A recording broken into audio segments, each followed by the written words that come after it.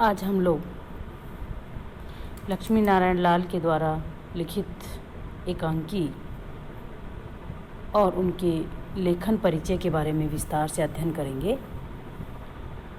जिसमें लक्ष्मी नारायण लाल के द्वारा एकांकी के साथ साथ साहित्य में और क्या योगदान दिया गया है, इस विषय पर भी चर्चा करेंगे। लक्ष्मी नारायण लाल आधुनिक काल के एक अच्छे नाटक व एकांकीकार हैं। उनकी साहित्यिक विधाओं को देख करके पता चलता है कि उन्होंने साहित्यिक विधाओं में जो है उपन्यास, नाटक, एकांकी और कहानियाँ लिखी हैं। इससे ये देखकर हमको पता चल रहा है कि आधुनिक काल के गद्य लेखकों में लक्ष्मी नारायण लाल का जो योगदान है वो महत्वपूर्ण है। इसीलिए वो बहुमुखी प्रतिभा के जो हैं धनी हैं। उन्होंने नाटक, एकांकियाँ और उपन्यास लिखे हैं। स्वतंत्रता के बाद हिंदी नाट्य परंपरा और रंगमंच को इन्होंने और अधिक समृद्ध करने की कोशिश करी है, जिसमें कि नाटक रंगमंच योग्य नहीं होते थे। किसी विशेष समस्या या सामाजिक सरोकार से वो नहीं जुड़े होते थे। इन्हीं बिंदुओं पर लक्ष्मी नारायण लाल ने अधिक ध्यान दिया है और आप देखेंगे कि सन 1950 के आसपास इनका ताजमहल के आंसू, जो कि इलाहाबाद विश्वविद्यालय की पत्रिका में प्रकाशित होता है और वहीं रंगमंच पर इसको प्रस्तुत किया जाता है। इसलिए इसके बाद लेखक ने एक नई नाट्य प्रतिभा, एक नई नाट्य परंपरा को विकसित करने की कोशिश करी है और रंगमंच से जुड़ी अनेक समस्याओं पर विचार कर और उनको एकांकी या नाटक को अधिक से अधिक रंगमंच बनाने की भरसक इन्होंने प्रयास किया है। इसके अलावा आप देखेंगे कि ताजमहल के आंसू, पर्वत के पीछे, नाटक बहुरंगी और दूसरा दरवाज़ा इनके चर्चित एकांकी संग्रह हैं। इन रचनाओं को देख करके और हम कह सकते हैं कि लक्ष्मी नारायण लाल एक ऐसे रचनाकार हैं जिन्होंने एकांकी विधा को बहुत गहराई से समझने की और रंगमंच बनाने की कोशिश करी है।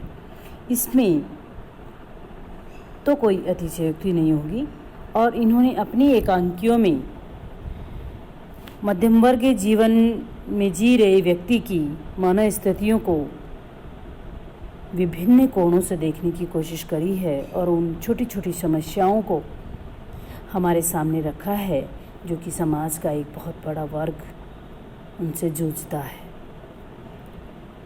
इसके साथ साथ उन्होंने पौराणिक आख्यानों व मिथकों का भी अच्छा खासा प्रयोग किया है, जिसके माध्यम से वो वर्तमान समय की उन समस्याओं को उनसे जोड़ने में अच्छा प्रयास करते हैं और वर्तमान समस्याओं के साथ तर्कपूर्ण समाधान के साथ उनको रंगमंच पर अभिनय के योग्य व उन नाटकों की सहज उपलब्धता इनके साहित्य से हमें देखने को मिलती है। हमारे कोर्स में जो यहाँ पर उनकी एकांकी दी हुई है वो है काल पुरुष और अजंता की नर्तकी। इस एकांकी में लेखक ने मानव मन की गहराइयों को बहुत बारीकी से बताया है। यहाँ वो बताते हैं कि अनूप का विवाह प्रभा से हुआ है, जो कि अपने आप में एक अपूर्व सुंदरी है। इसलिए अनूप उसे अजंता की नर्तकी कहता है। परंतु विवाह से पूर्व प्रभा अपने एक सहपाठी के साथ, जिनका नाम हजारी लाल है, के साथ भाग जाती हैं और 3 दिन तक उसके साथ घर से बाहर रहती। प्रभा के पिता ने शर्म के मारे वह शहर छोड़ दिया है और प्रभा का विवाह अब अनूप के साथ हो गया है। अनूप यद्यपि प्रभा की सुंदरता पर मुग्ध है, परंतु वह इस सच्चाई को भी जानता है कि प्रभा जो है हजारी लाल के साथ बाहर रही हैं।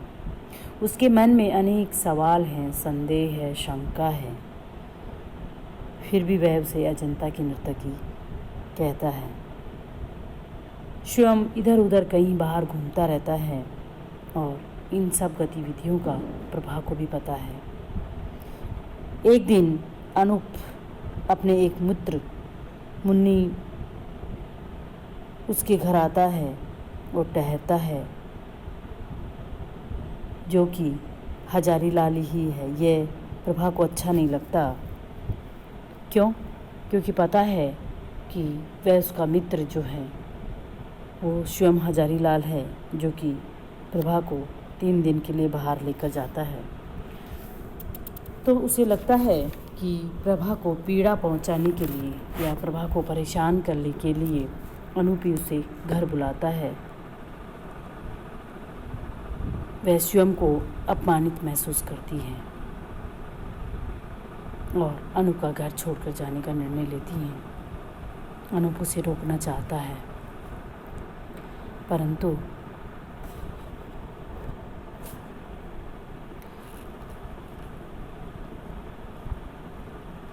इस एकांकी में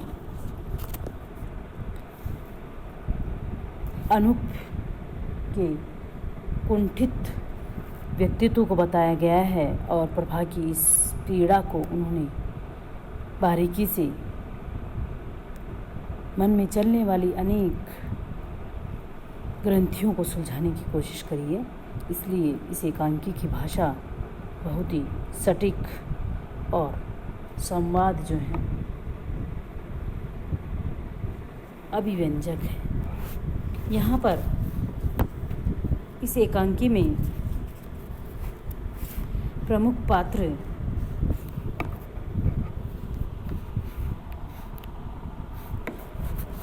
जो हैं अनूप है, प्रभा है, मुन्नी है और चंदू है। यहाँ लेखक ने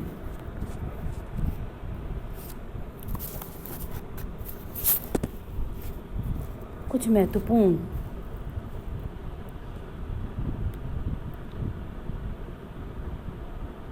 बिंदुओं के द्वारा उस मानव मन को समझाने की कोशिश करी है, जिसमें हम कुछ व्याख्या के लिए भी कुछ पंक्तियाँ देख सकते हैं, जिसमें ये अनूप जिद्दी हो तुम इसलिए, मेरी माँ अंधी भिखारिन थी इसलिए। प्रभा चीख कर अनूप का मुंह थाम लेती है। अनूप, यह क्या कह डाला तूने, यह क्या कह डाला? तुम उसे नुमाइश की चीज़ समझती हो न? कंठ भर आता है। जो नितांत अपना है, दर्द की तरह जो भोगा गया है, वह किसी को दिखाने की चीज़ नहीं। मेरी माँ जो। प्रभा फिर उसके मुंह पर हाथ रख देती है। खबरदार, कैसी भी हो वह माँ, कितना महान पद है उसका। और फिर यह माँ जिसने तुम जैसे पुरुष को जन्म दिया। तो ये व्याख्या के लिए हम लोग देख सकते हैं। आप लोग इसमें लिख सकती हैं कि प्रस्तुत पद्यांश हमारी पाठ्य पुस्तक में संकलित लक्ष्मी नारायण लाल द्वारा रचित एकांकी काल पुरुष और अजंता की नर्तकी शीर्षक से लिया गया है। इसमें अनूप और प्रभा दोनों पति पत्नी हैं और घर के बक्से के बाहर एक छोटी सी तस्वीर मिलती है, जिसे अनूप को बिना बताए ही वह अपनी ऑयल पेंटिंग बनाकर फ्रेम कर लाती है। यह चित्र अनूप की माँ का है। प्रभा चाहती है कि वह बड़ी तस्वीर को घर के मुख्य जगह की दीवार पर लगाए, पर ऐसा करने से अनूप मना करता है। उसी के संदर्भ में ये संवाद मैंने आपको बताया था अभी।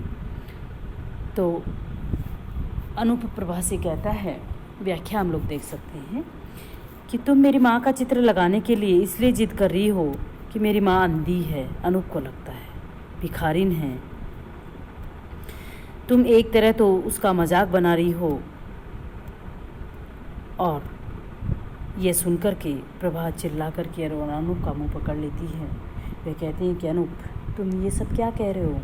तुम्हें ऐसा नहीं कहना चाहिए। क्यों? क्योंकि माँ जो है कोई छोटी बड़ी चीज़ नहीं होती है। उसका गला भर आता है, अर्थात जिसे अपना मानकर दर्द की तरह भोगा जाता है, क्या वह दिखाने की चीज़ है? माँ दिखाने की चीज़ नहीं है। साथ में ही यह बात भी है कि माँ ने तकलीफ़ भोगी है, वह भिखारिन थी। इसलिए यदि ये तस्वीर लगाई जाती है तो बड़ी दर्द और तकलीफ़ और बहुत कड़ा अनुभव है, जिसमें फिर अनूप को मना करती हुई प्रभा जब उसके मुंह पर हाथ रख लेती है तो वह कहती हैं कि कोई माँ कितना बड़ा पद है, इसलिए माँ के बराबर कोई नहीं होती, इसलिए उन्हें उनके बारे में हम ऐसा नहीं कह सकते हैं। इस तरह से हम कोई भी पद की व्याख्या कर सकते हैं और महत्वपूर्ण पदों को आपको रेखांकित करते हुए हमें इस तरह से इसकी व्याख्या करनी है।